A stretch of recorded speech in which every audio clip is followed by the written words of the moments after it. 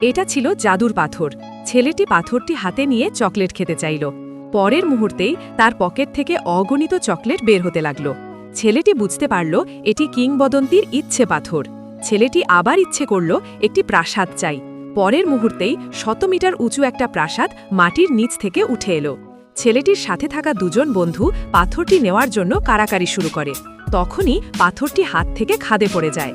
তারা আফসোস করতে থাকে, পাথরটিকে খুঁজতে শুরু করে দেয়। একজন পাথরটি নদীর মাঝে দেখতে পায়। পাথরটি আনার জন্য একজন এগিয়ে যায়। ছেলেটি পাথরটি ধরতে যাবে, সেই মুহূর্তেই পাথরের নিচে থাকা কুমির আক্রমণ করে দেয়। ছেলেটি ভয় পায়, কুমির পাথরটি গিলে ফেলে। পাথরটি ফেরত পাওয়ার জন্য ছেলেটি লাফ দিয়ে কুমিরের পেটে চলে যায়। পাথরের জাদুতে ছেলেটি কুমিরের পেট থেকে বেরিয়ে আসে। দৌড়ে 3 বন্ধু একসাথে হয়। ঠিক তখনই পিছন থেকে অনেকগুলো কুমির তাদের কাছে এসে পড়ে। ছেলেগুলো ভয়ে দৌড়ায়, কুমিরগুলো তাদের পিছনে ছিল। ছেলেগুলো পাথর হাতে নিয়ে ইচ্ছে করল। সাথে সাথে একটি উড়ন্ত ডাইনোসর এসে তাদের প্রাসাদের চূড়ায় নিয়ে গেল। তখনও কুমিরগুলো তাদের পিছনে ছিল।